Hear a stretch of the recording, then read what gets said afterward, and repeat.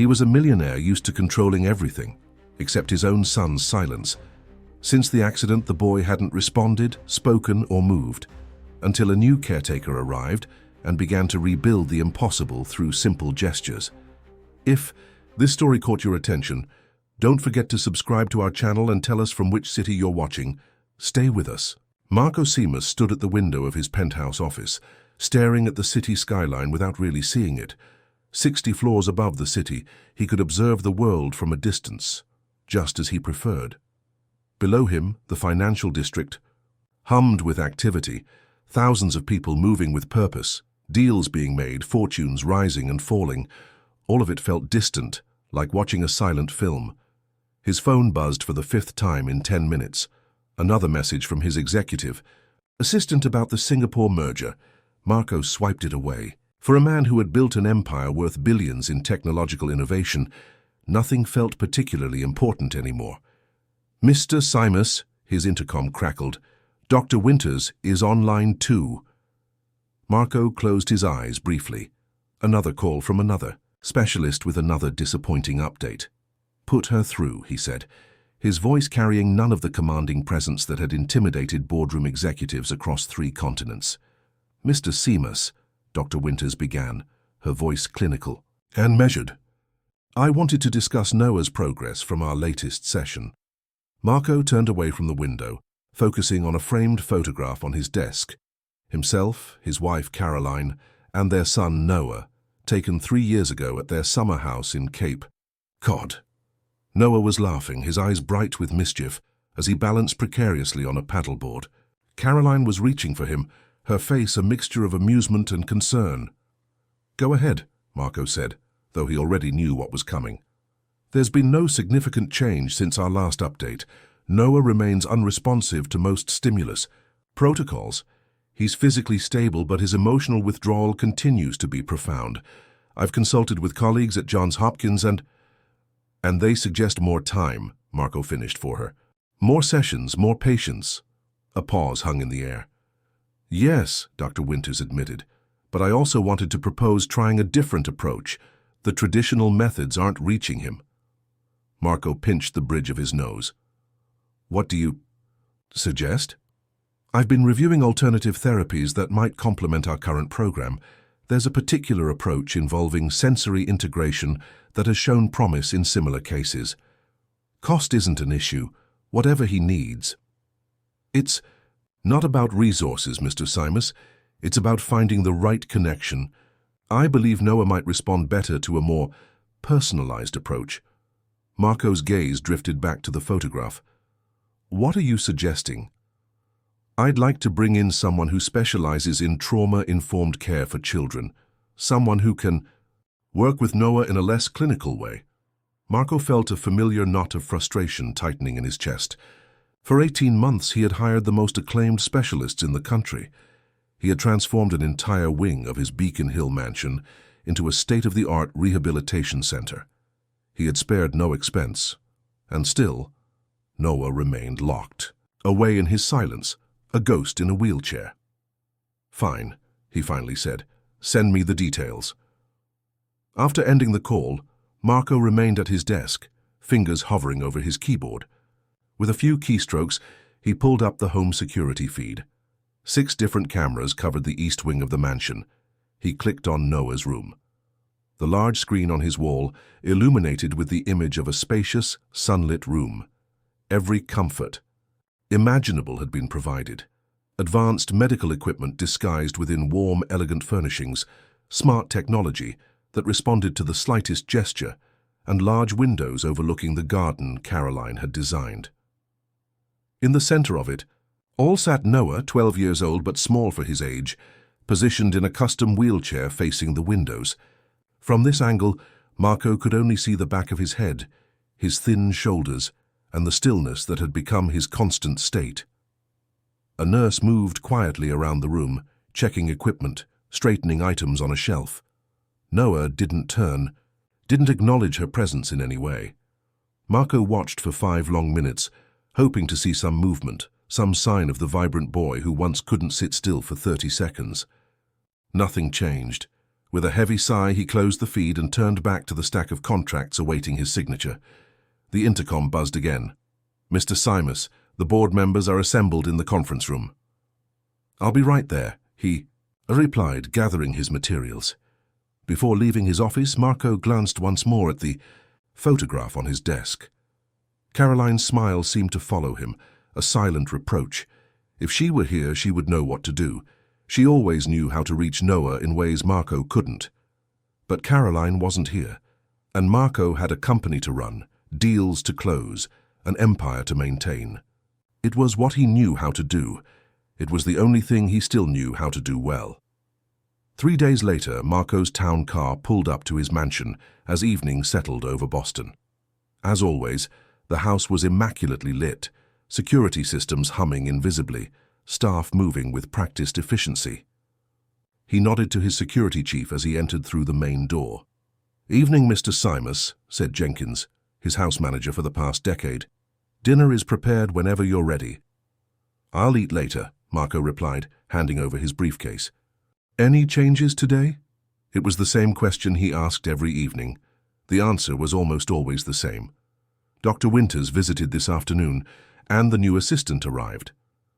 Marco paused mid-step. "New assistant?" "Yes, sir, Ms. Riley Harper. Dr. Winters brought her in today to orient her to Noah's routines and requirements. They spent most of the afternoon in the East Wing." Marco frowned slightly. He vaguely recalled approving some new hire, but he'd been in back-to-back meetings for days, finalizing the Singapore acquisition. "Where is she now?" "In the kitchen, I believe. She was preparing something for Noah's evening routine." Marco changed direction, moving toward the kitchen instead of his study. As he approached, he heard something unexpected, soft music playing. He slowed his pace, listening. The kitchen was rarely used by anyone other than the staff. Caroline had loved to cook, insisting on preparing family meals herself, despite having a professional chef on call. After the accident, Marco had closed off the main kitchen, unable to bear the memories it held. The staff now used only the catering kitchen on the lower level. As he stepped into the doorway, he saw a young woman moving around the island counter, measuring ingredients into a bowl. She was humming along with the music, something classical that Marco couldn't quite place. Her dark hair was pulled back in a simple ponytail, and she wore plain jeans and a blue sweater, rather than the scrubs or uniforms the medical staff typically wore.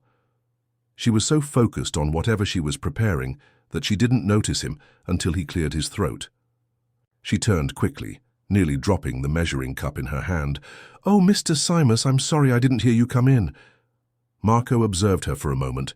She was younger than he expected, probably in her late 20s.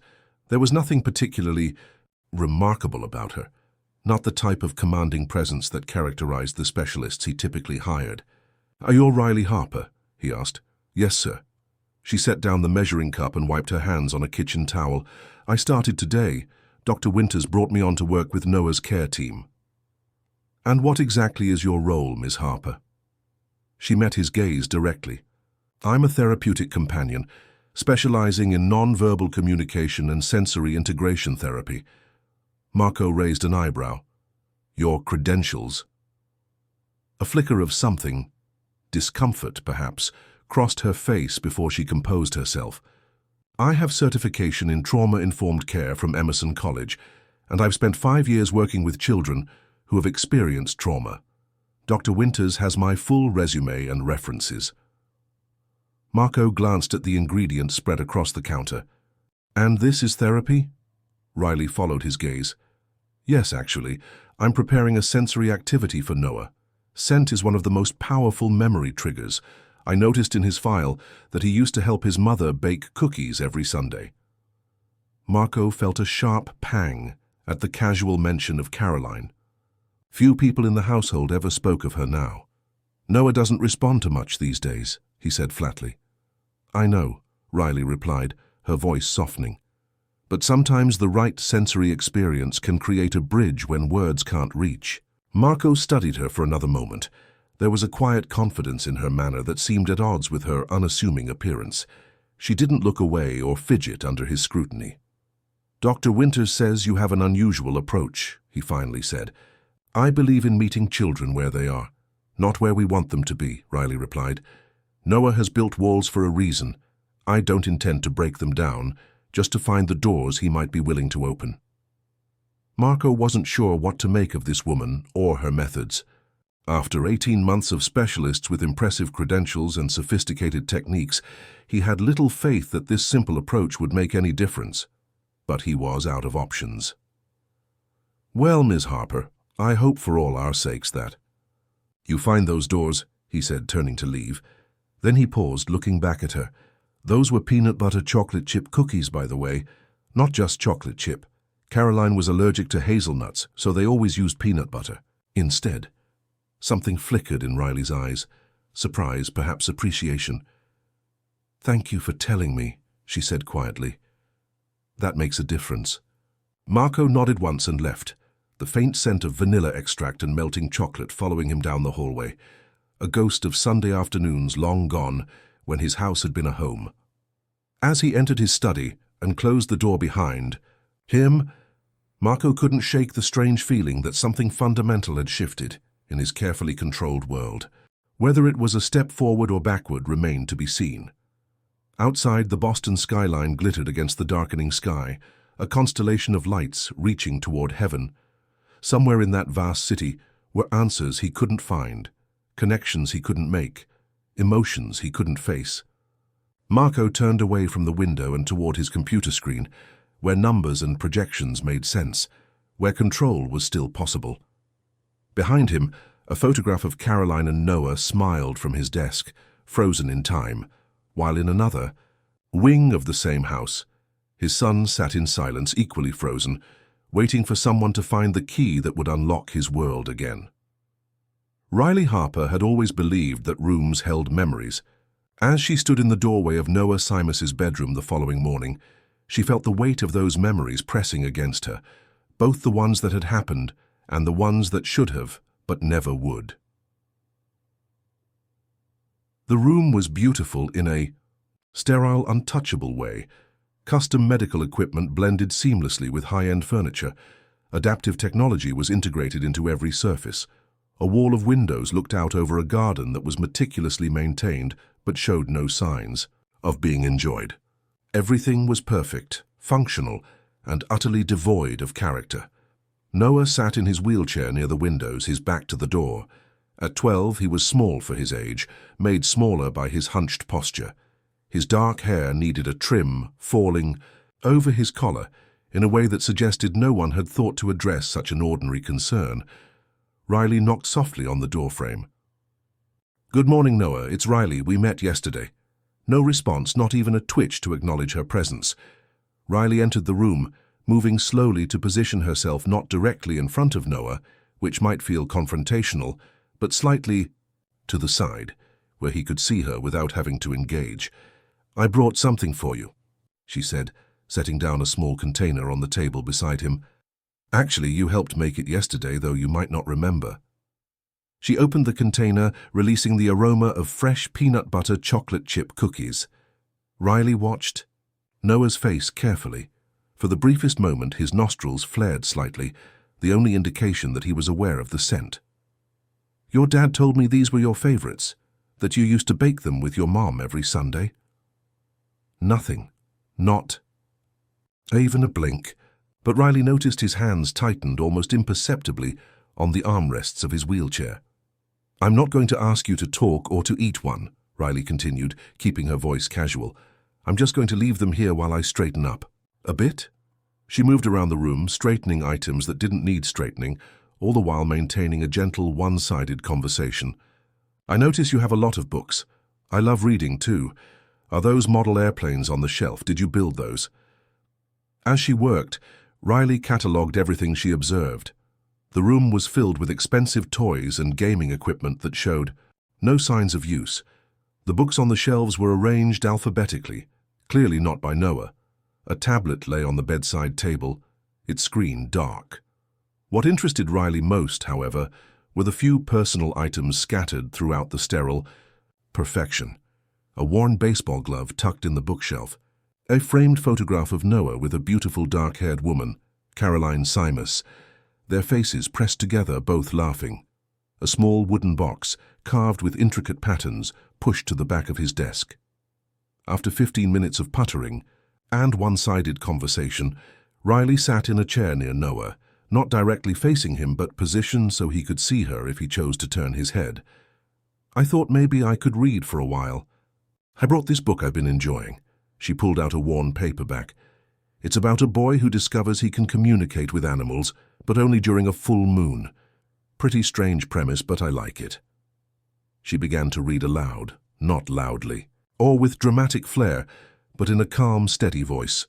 She didn't look at Noah as she read, giving him the privacy to listen or not, without feeling watched.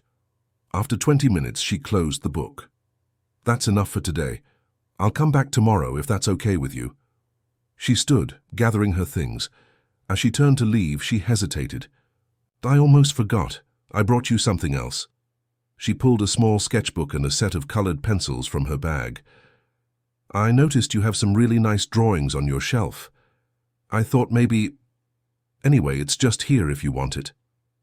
She placed the items on the table next to the cookies and walked to the door. Just before leaving, she looked back. Noah hadn't moved from his position.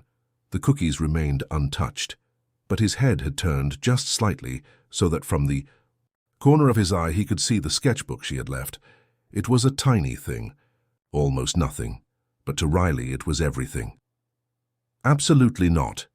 Marco Simus's voice was firm as he stood in his home office later that afternoon, facing Dr. Winters and Riley. "It's completely inappropriate." Dr. Winters leaned forward in her chair. "Mr. Simus, I understand your concerns, but Riley's suggestion has merit. Noah's room has become both a sanctuary and a prison for him. A change of environment could be beneficial." Taking him to the kitchen. "Where Caroline—" Marco stopped himself, composing his features. "That space has too many associations." "That's precisely the point," Riley said quietly. "Those associations could be powerful tools for reaching him." Marco's gaze shifted to Riley, who had remained silent until now. Unlike Dr. Winters, who projected polished professionalism in her tailored suit and perfect posture, Riley seemed somehow both more relaxed and more alert. She wore simple black pants and a green sweater today, nothing that screamed expert or specialist. "Ms. Harper," Marco said, his tone cooling. "While I appreciate your enthusiasm, I've consulted with leading neurologists and pediatric trauma specialists across the country. Noah's condition is complex. We've established protocols that prioritize consistency and security." "With respect, Mr. Simus," Riley replied, meeting his gaze directly, "those protocols haven't been working. 18 months of consistency has only reinforced Noah's withdrawal." Dr. Winters intervened smoothly. "What Riley is suggesting is still well within therapeutic guidelines, just with a different environmental approach. We would take every precaution." Marco walked to the window, looking out at the garden Caroline had designed, vibrant even in early spring, bursting with early blooms she had meticulously planned to ensure color in every season. He hadn't stepped foot in it since the accident. "You've been here 3 days, Miss Harper," he said without turning around.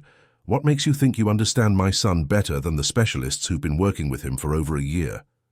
"I don't claim to understand him better," Riley replied. "But sometimes a fresh perspective allows us to see what familiarity has made invisible." Marco turned back to face her. "And what exactly have you seen that everyone else has missed?" Riley hesitated, then spoke carefully. "I've noticed that Noah responds, minimally, but definitely, to sensory experiences connected to his mother. The cookie scent yesterday. The music I played this morning, Bach's Cello Suite No. 1. According to his file, it was what his mother often played on Sunday mornings." Marco's face remained impassive, but his hand tightened on the edge of his desk. "And I found something else," Riley continued, reaching into her bag. She pulled out a small silver object. This was tucked inside the wooden box on his desk. Marco's breath caught. It was Caroline's pendant, a small silver whale charm on a delicate chain. Noah had given it to her on Mother's Day the year before the accident, saved up his allowance for months to buy it, because Caroline loved whale watching on the Cape. "Where did you get that?" Marco asked, his voice rough. "I didn't take it," Riley said quickly. "I just found it while straightening up. But what's significant is that it was wrapped in this." She carefully unfolded a piece of paper, a drawing Noah had made showing 3 stick figures, a tall man, a woman with long dark hair, and a small boy between them, all holding hands. "The drawing is recent," Riley said softly. "The pencil. Marks are fresh, not faded, and look at how he's drawn himself." Marco took the paper, studying it. In the drawing, the boy stick figure had no wheelchair. He was standing like before. For a long moment, nobody spoke. The large office, with its expensive furniture and commanding views of Boston, seemed to shrink around the small piece of paper in Marco's hands. Finally, he looked up. "What exactly are you proposing?" Relief flickered across Riley's face. A series of sensory experiences in different areas of the house, spaces that hold meaningful memories, starting with the kitchen. Low pressure, no expectations, just opening doors that have been closed for too long. Marco carefully refolded the drawing and handed it back to Riley, along with the pendant. "Return this to where you found it. Noah should have his privacy." Riley nodded, tucking the items back into her bag. "You can try the kitchen," Marco said after another pause. "Once, with full medical supervision. If there's any sign of distress, it ends immediately." "Thank you," Riley said. "I truly believe this could help him." After Dr. Winters and Riley left his office, Marco remained standing by the window, his thoughts a turbulent mix of doubt, hope, and a much more dangerous emotion, memory. For 18 months, he had methodically walled off everything that reminded him of life before the accident. He had created systems, hired experts, buried himself in work, all to avoid facing what had been lost. Now this woman, with her simple approaches and quiet confidence, was suggesting they deliberately walk back into those memories. She didn't understand the risk. Memory wasn't just painful, it was destructive. It could bring everything crashing down. Marco picked up his phone and dialed a number. "It's Simus," he said when the call connected. "I need a complete background. Check on Riley Harper. Everything you can find, professional history, personal background, references. Yes, it's urgent. I need it by tomorrow." He ended the call and turned back to his computer, to the quarterly projections and merger documents that awaited his attention. The real world, the controllable world, the world he understood. The kitchen was silent when Riley arrived. The next morning, pushing Noah's wheelchair. Jenkins, the house manager, had cleared the staff as requested, leaving the space empty but fully stocked. "Here we are," Riley said cheerfully, positioning Noah's chair near the large marble island. "Your dad said this was your mom's favorite room in the house." The kitchen was a chef's dream, top-of-the-line everything, with warm copper accents and a massive window that overlooked the garden.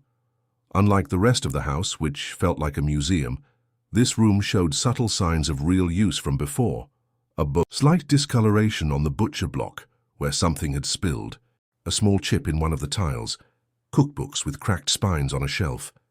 Riley moved around the space, opening curtains to let in more light, turning on soft music, the same Bach cello suite she'd played in Noah's room.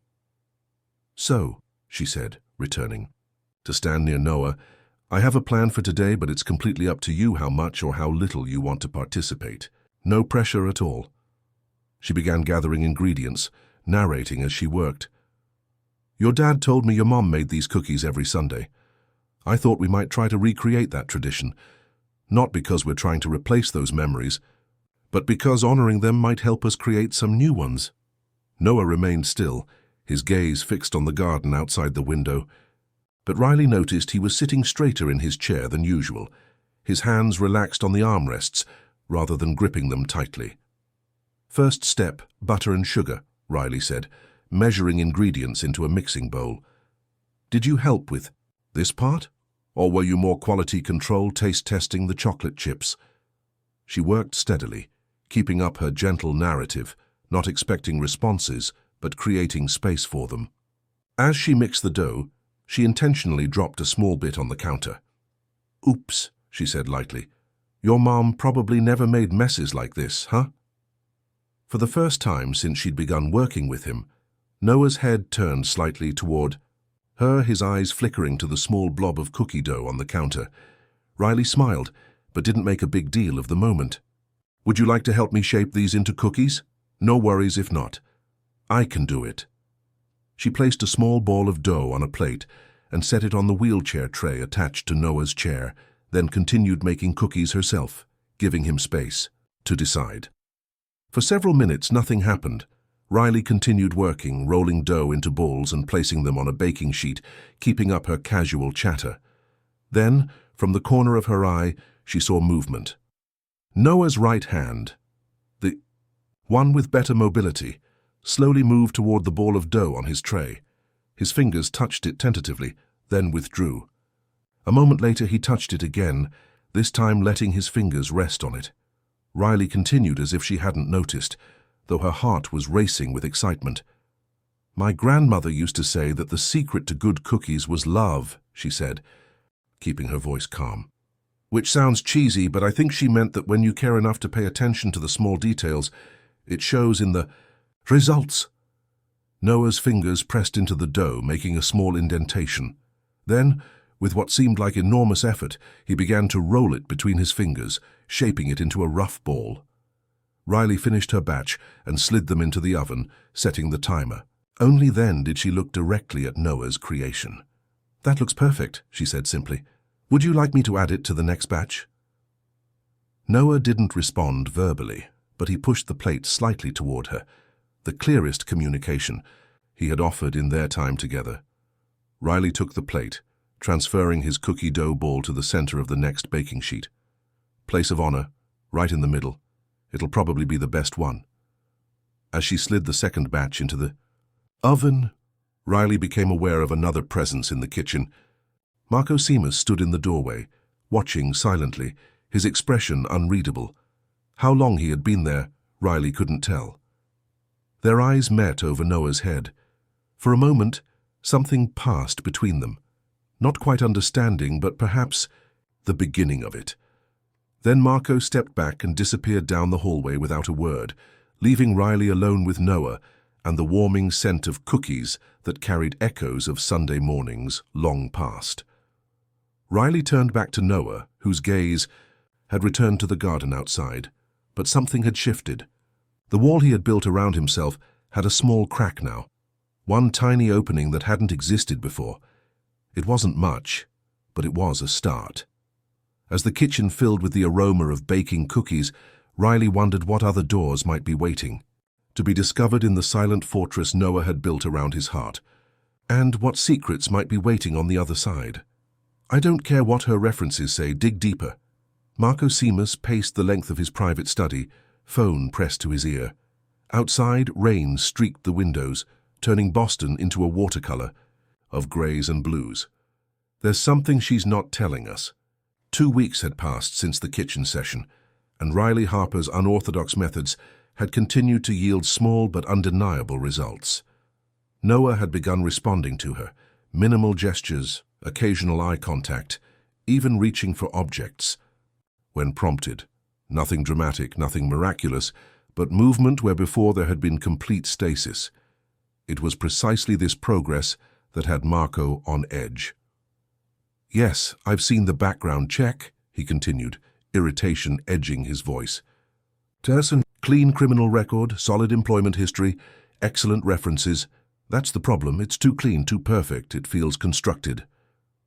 On the other end of the line, James Blackwood, Marco's head of security and longtime confidant, sighed audibly. "Max, we've gone 3 layers deep.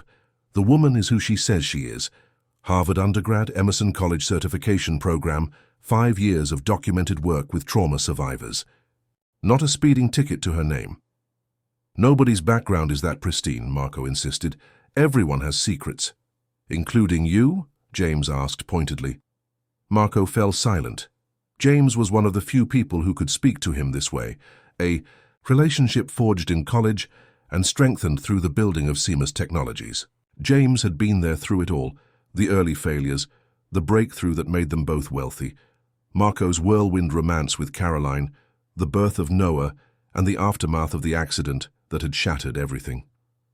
This isn't about me, Marco finally said, his voice lower. It's about Noah's safety. Is it? Or is it about the fact that this woman is reaching him when you can't? The words hit with the precision of a surgeon's scalpel. Marco gripped the edge of his desk, steadying himself. That was out of line, James. Maybe, James conceded. But someone needs to say it. You've walled yourself off as completely as Noah has. The difference is you've done it by choice. Marco ended the call without responding. He moved to the window, watching raindrops race down the glass, merging and separating in unpredictable patterns. Below, he could just make out the garden where Caroline had spent countless hours, nurturing plants with the same gentle patience she had shown with Noah. A soft knock on the door interrupted his thoughts. "Come in," he called, not turning from the window. "Mr. Simus?" Riley's voice. Marco straightened, composing his features before facing her. "Ms. Harper, what can I do for you?" Riley stepped into the office, closing the door behind her. Today she wore a simple navy dress, her dark hair pulled back in its usual practical ponytail. In her hands she held a worn leather notebook. "I have something to show you," she said, moving toward his desk. "From today's session with Noah." Marco maintained his distance, keeping the large mahogany desk between them.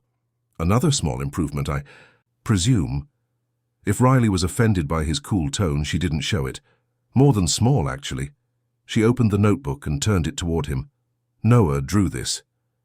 Marco moved closer, studying the page. The drawing was simple but clearly intentional. Stick figure in a wheelchair next to a taller stick figure with a ponytail. Between them was a circular shape that might have been a ball or globe. "He drew this today?" Unprompted. Riley nodded. "We were in the music room. I played some of the pieces catalogued in his file as his mother's favorites. Then I gave him the sketchbook and pencils. He drew this while listening to Debussy." Marco studied the drawing more carefully. "And the circular object?" "I believe it's the globe from the library. I've been taking him there in the afternoons. He seems drawn to it." Marco frowned slightly. "Noah's never shown interest in geography."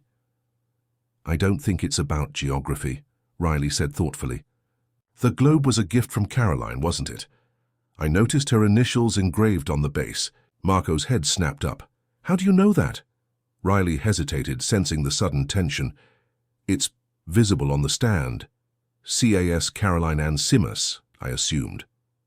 Marco's jaw tightened. Few people knew Caroline's middle name. It wasn't information readily available in Noah's medical files or the house records. "You seem to have taken quite an interest in my late wife, Miss Harper." Riley straightened, meeting his gaze directly. "I've taken an interest in what matters to Noah. Your wife, his mother, clearly matters a great deal. The connections that are helping him emerge are tied to memories of her. And you've been encouraging this." "Yes," Riley admitted without apology. "Those memories are his lifeline." Marco closed the notebook, sliding it back across the desk toward her. "I expect daily written reports on these breakthroughs, and I want to be informed before you introduce any new locations or activities." Riley took the notebook, her expression carefully neutral. "Of course. But may I ask why you haven't visited Noah during any of our sessions? He's made remarkable progress. I think seeing you engage with these activities would be powerful for him." The question hung in the air between them, dangerously personal. "My schedule doesn't permit much flexibility, Ms. Harper. That's why I employ specialists such as yourself." Marco returned to his position by the window, a clear dismissal. "Please leave your reports with Jenkins going forward." Riley hesitated, then nodded once and turned to leave. At the door she paused. "Mr. Simus, Noah found something in the music room today. In the bench of the piano, a recording of some kind on an old cassette tape." Marco went very still. "Leave it with Jenkins." Noah seemed very attached to it.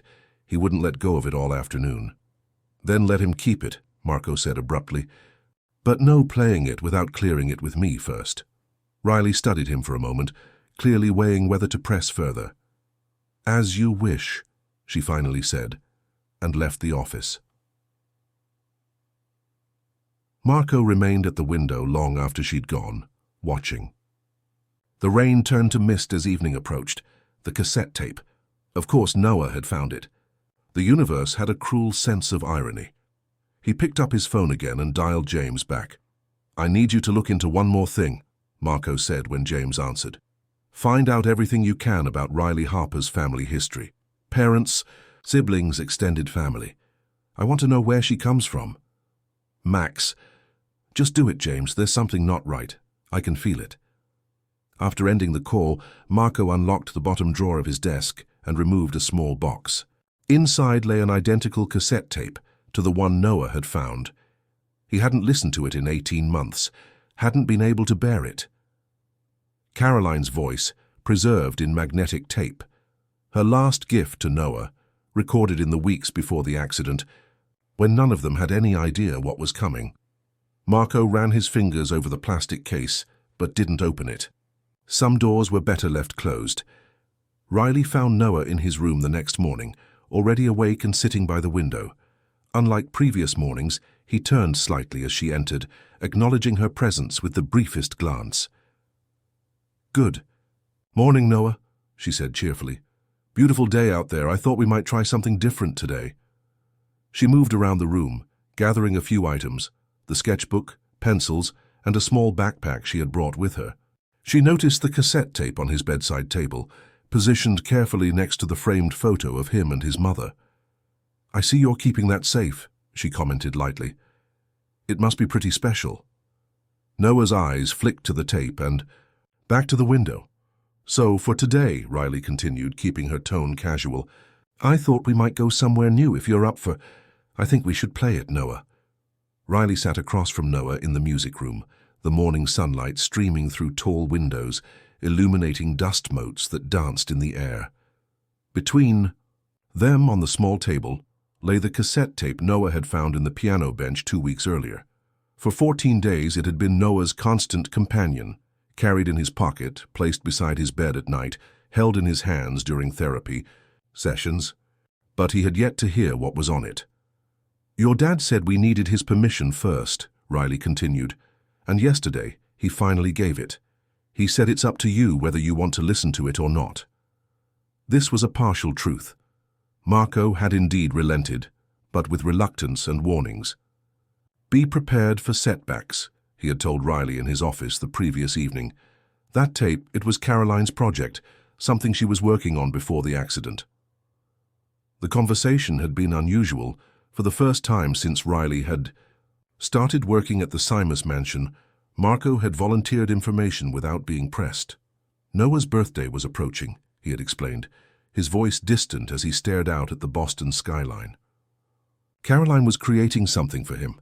A message, she didn't let me hear it, said it was between her and Noah. What Marco hadn't explained was why he'd kept the tape hidden for 18 months, or why he seemed both relieved and terrified at the prospect of Noah hearing it now. In the music room, Noah's eyes fixed on the tape, his expression unreadable. "It's entirely your choice," Riley said gently. "We don't have to listen to it today or ever if you don't want to." For a long moment, Noah remained still. Then, with deliberate movement, he reached forward and pushed the tape toward Riley, a clear indication. "You're sure?" Riley asked. Noah nodded, a small but definite movement. Riley picked up the old-fashioned cassette player she had brought for this purpose. "Okay then, here we go." She inserted the tape and pressed play. For a few seconds, there was only the hiss of magnetic tape running through the player. Then a voice filled the room, warm, melodic, vibrantly alive. "Noah, my amazing boy.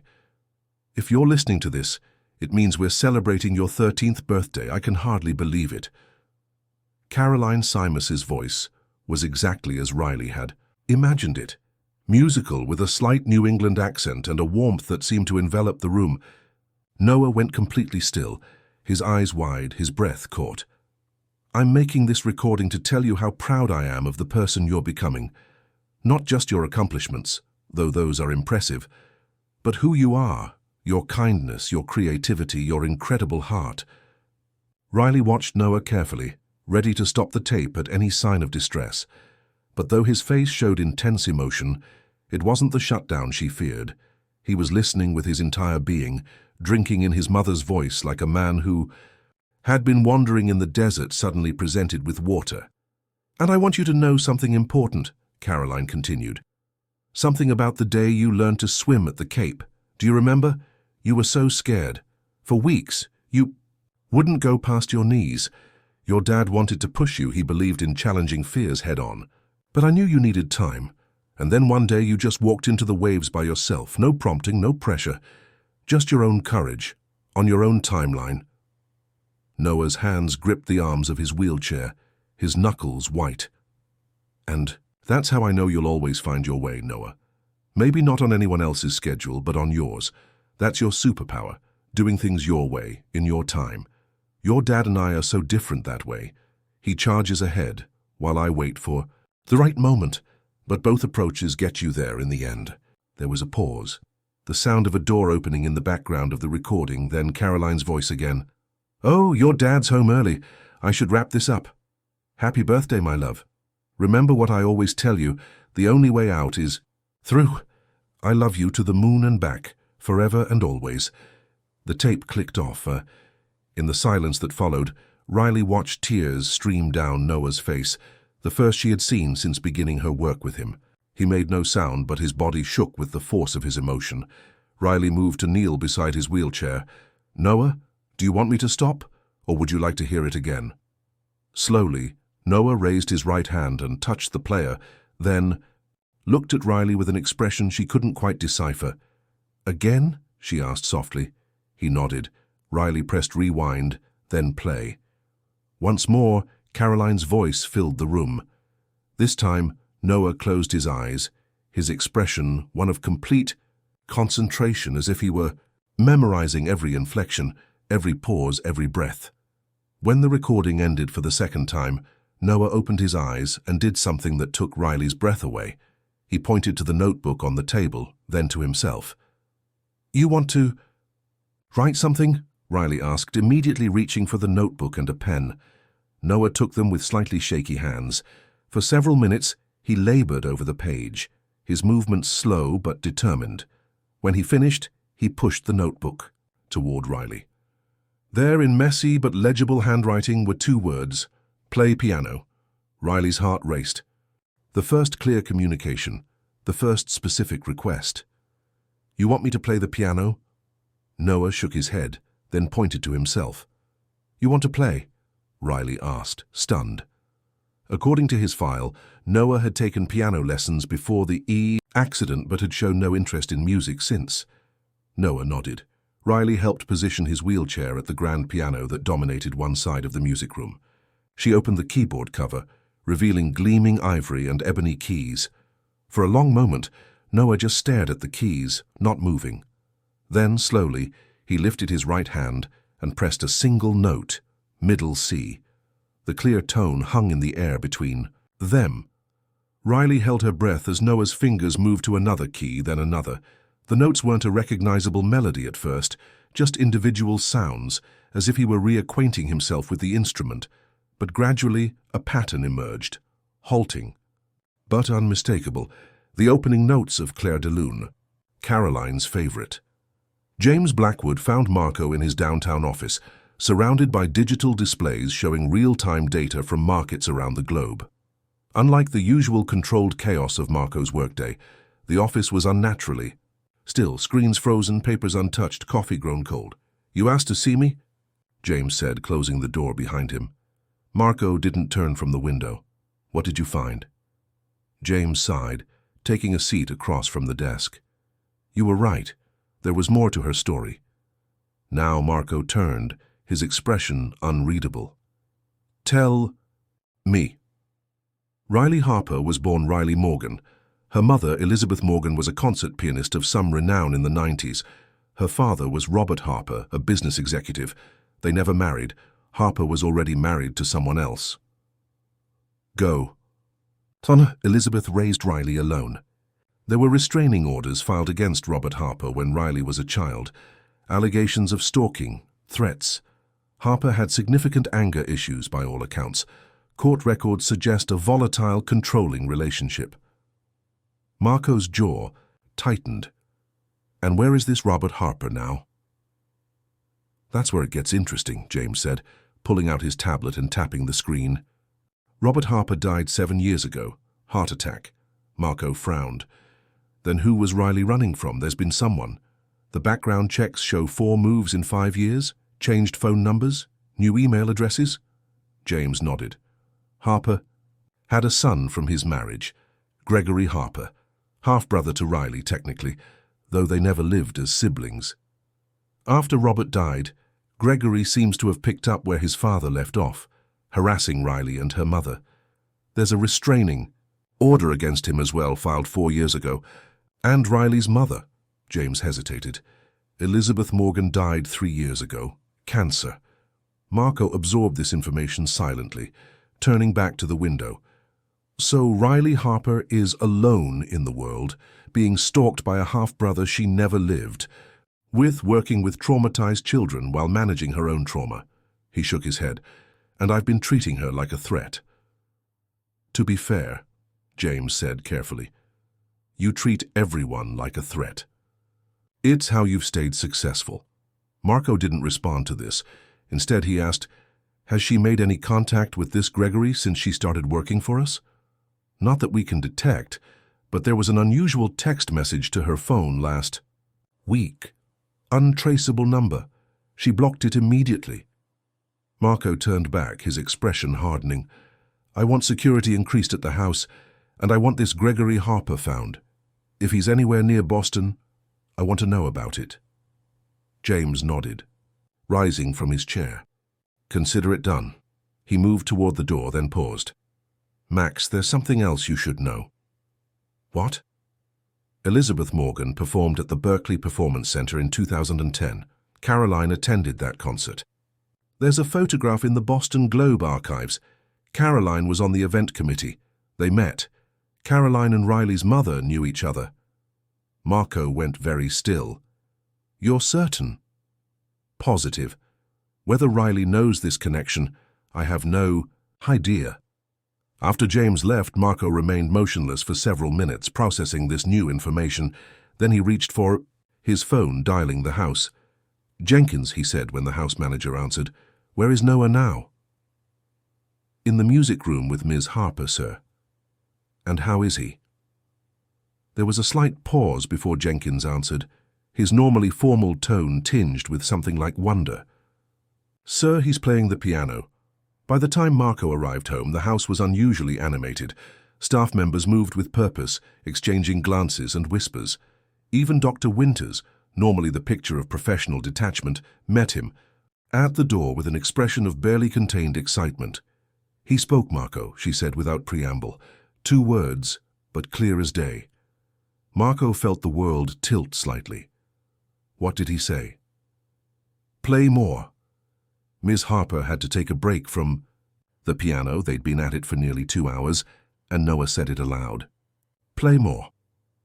Marco moved past her toward the music room, his heart hammering in his chest. After 18 months of specialists, treatments, therapies, and machinery, after thousands of dollars and countless consultations, his son had spoken. And he hadn't been there to hear it. He slowed as he approached the music room, voices drifting into the hallway. One more time, and then we really do need to take a break, Riley was saying. Your hands need rest. One more, Noah's voice, small, raspy from disuse, but unmistakably his voice. Marco froze in the doorway, taking in the scene. Noah sat at the piano, Riley beside him on the bench. Sheet music was spread before them, simple. Pieces, beginner level. Noah's fingers rested on the keys, thinner than Marco remembered, but somehow more present, more engaged than they had been in months. Both were so focused on the music that neither noticed him standing there. Okay, from the beginning, Riley said, pointing to the first measure. Remember, steady rhythm. Noah nodded and began to play. A simple melody, halting at times, but recognizable. Ode to Joy. Each note seemed to require immense concentration, his brow furrowed with effort. Marco watched, transfixed, as his son navigated the piece. When Noah reached the end, Riley clapped softly. Beautiful, you're a natural, Noah. Noah turned to her, a ghost of a smile playing at the corners of his mouth. Again? I think that's enough for today, Riley said gently, but we can come back tomorrow. It was then that she noticed Marco in the doorway. Mr. Simus, she said, straightening slightly. We were just finishing up. Noah turned, following Riley's gaze. For the first time in 18 months, father and son truly looked at each other. Dad, Noah said, the word emerging as a question. Marco moved into the room, every step feeling both too fast and too slow. I heard you've been playing, he said, his voice rougher than he intended. Noah nodded, his hand still resting on the piano keys. Your mother would be very proud, Marco continued, stopping a few feet from the piano, uncertain of his welcome. At the mention of Caroline, Noah glanced at the cassette player on top of the piano. We heard her, he said, the words coming slowly, as if he were remembering how to form them. Her voice. Marco nodded, not trusting. Himself to speak. She said, through. Noah frowned, struggling to articulate more complex thoughts. Through? The only way out is through, Marco finished for him, the familiar phrase cutting through years of carefully constructed defenses. Caroline's mantra, repeated in moments of crisis and challenge, words he had forced himself to forget. Noah nodded, his eyes brightening with recognition. Mom said, she did, many times. Marco took another step closer. Noah, But whatever he meant to say was interrupted by the sudden blaring of the security system. Red lights flashed in the hallway, and an automated voice announced, Security, breach east entrance. Security, breach east entrance. Riley stood quickly. What's happening? Marco moved instinctively toward Noah, positioning himself between his son and the door. Jenkins, he called sharply. The house manager appeared in the doorway, looking uncharacteristically flustered. Sir, security reports an unauthorized individual has accessed the property. They're pursuing now. Marco turned to Riley, whose face had gone pale.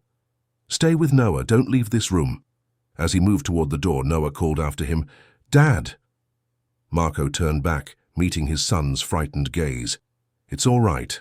I'll be right back. In the security control room, Marco found his team gathered around monitor displays showing various angles of the property. James Blackwood stood at the center, directing staff through a radio. Status, Marco demanded. Male intruder, approximately 30 years old, scaled the east perimeter wall, James reported. Security intercepted him inside the garden. He's detained. Now, identity? Claims to be Gregory Harper. James met Marco's gaze. Looking for his sister. Marco's jaw tightened. Where is he now? Holding room B. Police have been called. Cancel the police, Marco said firmly. I want to speak with him first. James raised an eyebrow but nodded to a staff member who moved to make the call. Max, are you sure that's wise? James asked quietly when the others couldn't hear. No, Marco admitted, but this ends today one way or another. Gregory. Harper looked nothing like his half-sister. Where Riley was dark-haired and slender, Gregory was sandy blonde and stocky, with the restless energy of someone who wasn't comfortable in confined spaces. He sat in a chair in the center of the sparse holding room, security officers positioned. At the door, Marco entered alone, dismissing the guards with a gesture. Mr. Harper, he said, remaining standing, you've gone to considerable trouble to trespass on my property. Gregory eyed him warily. I need to speak with Riley. Ms. Harper is employed by me. Any communication you wish to have with her goes through proper channels. She's my sister, Gregory said, an edge entering his voice. She's been avoiding me for years because of misunderstandings and lies. Restraining orders aren't misunderstandings, Marco replied coldly. They're legal documents based on evidence. Gregory shifted in his chair. You don't know anything about our family situation. I know enough. What exactly did you hope to accomplish by breaking into my home? I need to warn her, Gregory said, leaning forward. She's in danger. Marco didn't react outwardly, though his interest sharpened. Explain. Our father had debts, bad ones, the kind that don't go away when you die. Gregory ran a hand through his hair, a nervous gesture. They found me 3 years ago, right after Elizabeth died, been hounding me ever since. Now they know about Riley. And you thought the appropriate response was to stalk your sister across state lines rather than contacting authorities. The authorities? Gregory laughed bitterly. The men I'm talking about own the authorities in our hometown. Why do you think Riley keeps running? Marco studied him for a long moment. The man appeared genuinely agitated, but whether from concern for Riley or from other motives wasn't clear. These alleged threats, Marco said carefully. Do you have any proof? Gregory reached slowly into his pocket, pulling out a phone. Voicemails, texts, I've been documenting everything. Marco took the phone, scrolling through the messages. The threats were veiled, but unmistakable. Why come? Here? Marco asked, handing the phone back. Why not call Riley? She blocks every number I use, Gregory said, frustration evident in his voice. Won't read emails, returns letters. After what happened with our father, she wants nothing to do with me. With good reason, from what I understand. Gregory's expression darkened. You've only heard one side. My father was complicated. He loved Elizabeth in his way, but he couldn't leave his family. After they separated, he became obsessed with controlling her and Riley. I was just a kid, caught in the middle. And now? Now I'm trying to make amends, trying to protect what family I have left. Gregory met Marco's gaze directly. You're a father. You understand protecting family. The words hit with unexpected force. Did he understand? For 18 months, Marco had built systems to care for Noah's physical needs, while neglecting the emotional connection that might have helped his son heal. If what you're saying is true, Marco said after a moment, there are proper ways to address it. Breaking into a private residence isn't one of them. I was desperate, Gregory admitted. Every other avenue was closed. Marco made a decision. Here's what's going to happen. You're going to leave my property immediately, escorted by security. You will not attempt to contact Riley directly again. Instead, you will forward all documentation regarding these threats to my security team. He handed Gregory a business card with James's contact information. If your concerns are legitimate, we will handle the situation and ensure Riley's safety. And if I refuse, then the police, who are currently on hold, will be happy to process you for trespassing, violation of a restraining order, and whatever other charges my legal team can construct. Marco's tone left no room for negotiation.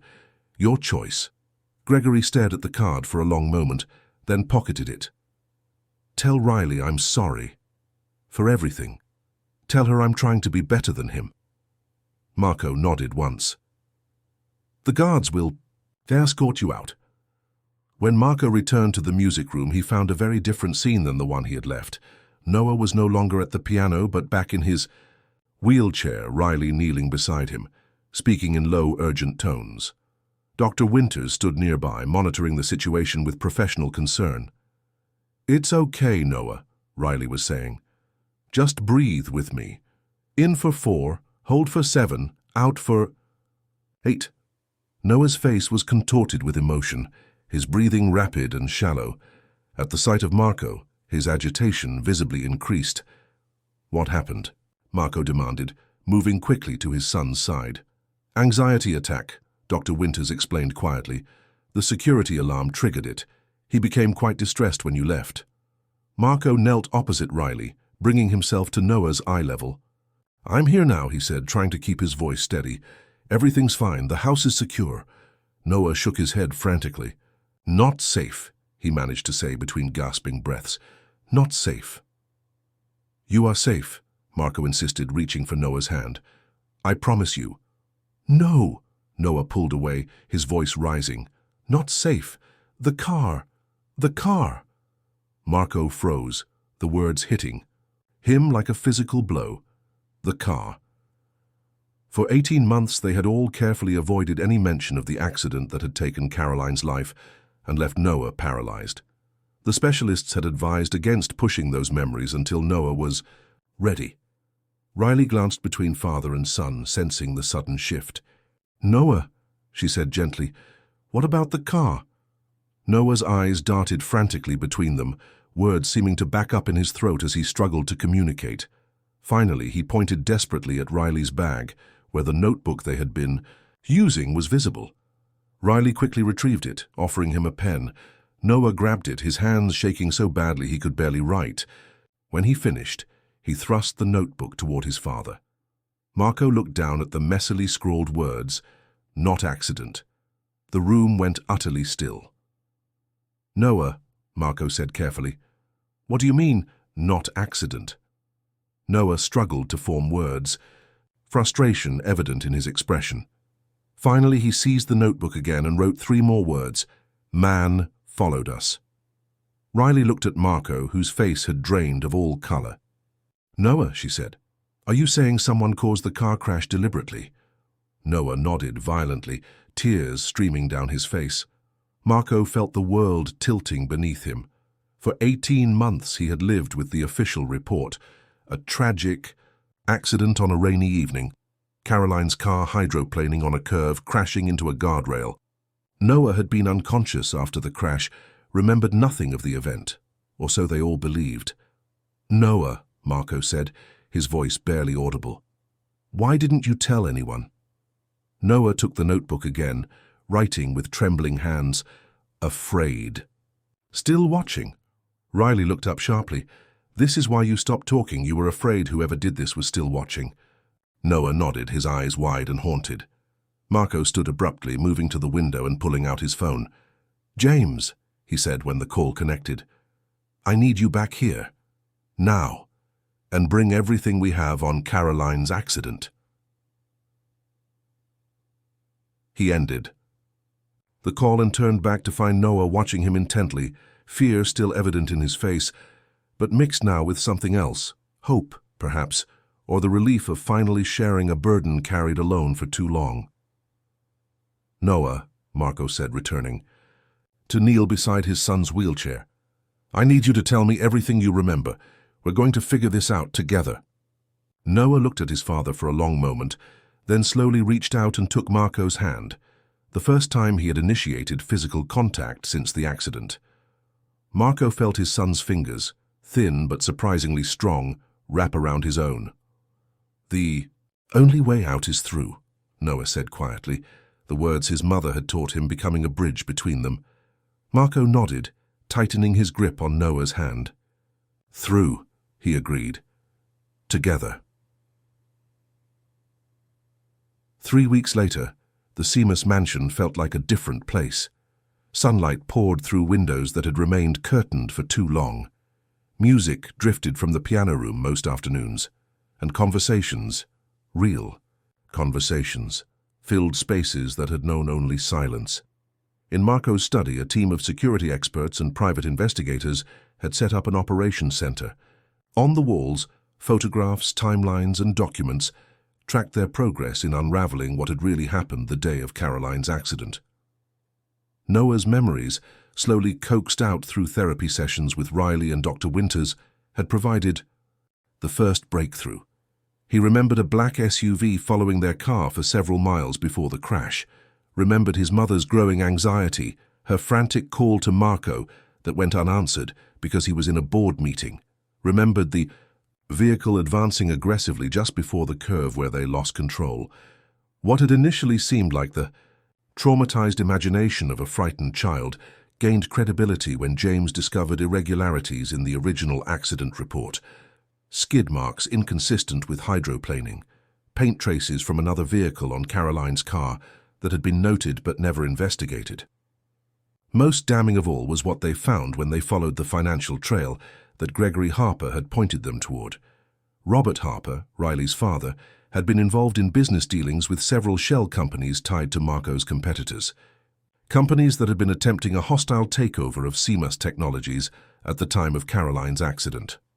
The investigation was now in the hands of federal authorities, the weight of Marco's influence ensuring that no stone would remain unturned. For the first time in 18 months, there was a chance for real justice and with it real healing. But today wasn't about investigations or justice. Today was about something more fundamental. Riley found Noah in the garden, seated in a specially designed outdoor wheelchair that allowed greater mobility over the uneven paths. He was sketching, as had become his habit each morning, his drawings growing more detailed and confident with each passing day. "Ready for the big moment?" Riley asked, stopping beside him. Noah looked up, a mixture of excitement and apprehension on his face. "What if I can't?" "Then we try again tomorrow," Riley said simply. "No pressure, no expectations, just like your mum said, on your timeline." Noah nodded, setting aside his sketchbook. "Dad's coming?" "He's waiting for us at the terrace. Dr. Winters is there too, and the physical therapist." Noah took a deep breath. "Let's go." Riley positioned herself behind his chair, but Noah shook his head. "I want to try," he said, placing his hands on the wheels. Riley stepped back, watching, as Noah carefully navigated the path back toward the house. His movements were slow but deliberate, each push of the wheels a small victory against the limitations imposed by the accident. The terrace came into view, where Marco stood with Dr. Winters and the physical therapy team. Beside them waited the item that had been the focus of the past week's preparations, a custom-designed walker, built to Noah's specifications with advanced support systems integrated into its frame. Noah paused at the edge of the terrace, looking up at his father. Something passed between them. An understanding beyond words, a shared determination. Marco stepped forward, offering his hand. "Ready?" Noah took a deep breath and nodded. "Ready." With Riley's help, Noah transferred from the wheelchair to the walker.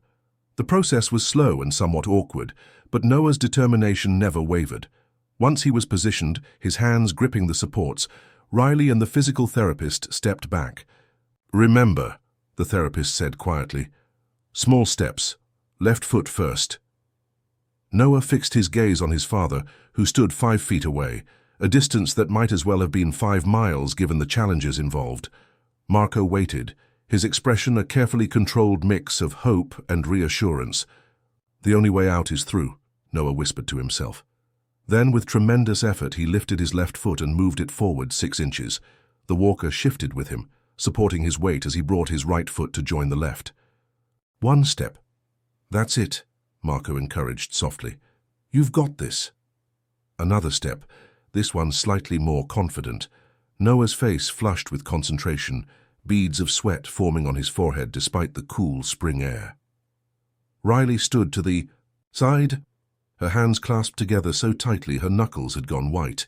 This moment, this reclaiming of movement, of autonomy, was everything they had worked toward for weeks. A third step brought Noah halfway to his father. He paused, catching his breath, his legs trembling with effort. "Do you need a break?" Marco asked. Noah shook his head.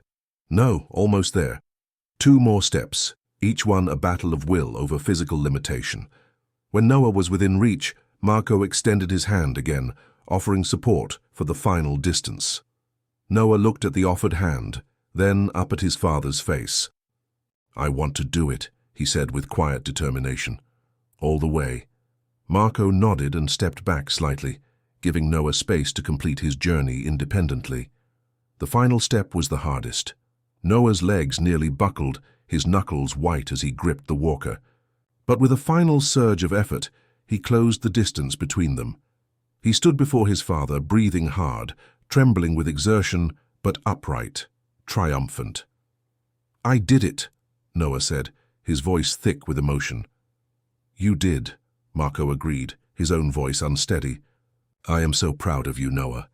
And then, as if the words had released something long held in check, Marco wrapped his arms around his son for the first time since the accident, not as a caregiver supporting a patient, but as a father embracing his child. Noah let go of the walker, trusting his father's strength to hold him up, and returned the embrace. Riley stepped back, giving them privacy in this moment of reconnection. Dr. Winters followed her lead, motioning for the therapy team to do the same. "You did this," Dr. Winters said quietly to Riley as they moved toward the house. "You found the key." Riley shook her head. "They found each other. I just helped clear the path." Inside, Riley gathered her things from the small office she'd been using. Her work here was transitioning now, still important, but different. Noah would continue therapy, continue healing, but the crucial breakthrough had been achieved. Father and son had reconnected. Communication had been restored. The walls of silence had finally crumbled. As she packed her notes, Riley found the first drawing Noah had made for her, the stick figures representing himself and his mother. She smiled, remembering how far they had come from that first tentative connection. A knock on the door interrupted her thoughts. Marco stood in the doorway, his usual formal demeanor softened by the emotion of the day. "May I come in?" he asked. Riley nodded, setting aside her papers. "Of course. How's Noah?" "Resting. Exhausted, but happy." Marco moved into the room, standing somewhat awkwardly, as if uncertain how to proceed. "I wanted to thank you. What you've done for my son, for both of us, there's no way to adequately express my gratitude." Riley smiled. "Noah did the hard work. He just needed the right doors to open." "Nevertheless," Marco continued, "I owe you more than I can say." He hesitated, then added, "I also owe you an apology.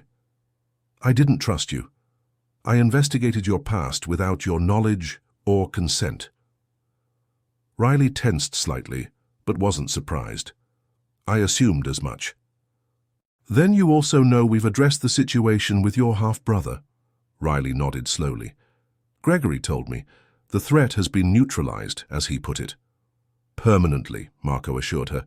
"The men pursuing the Harper family debts are now facing federal charges. Your brother has been persuasive in his testimony."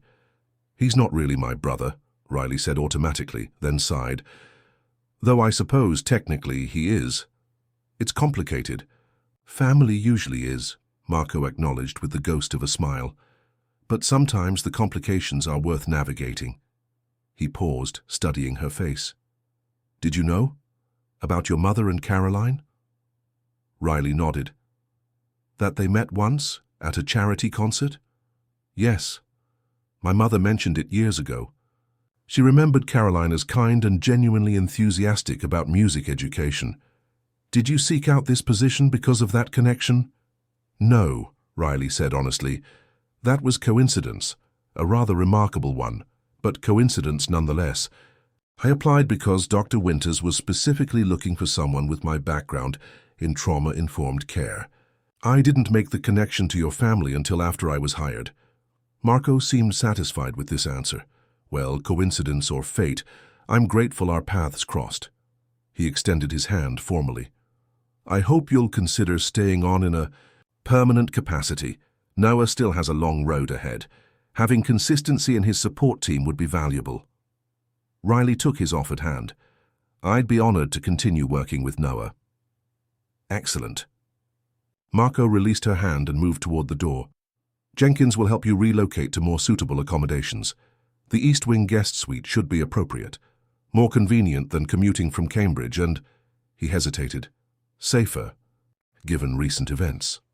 Riley understood the unspoken offer. Protection, security, perhaps even a sense of belonging.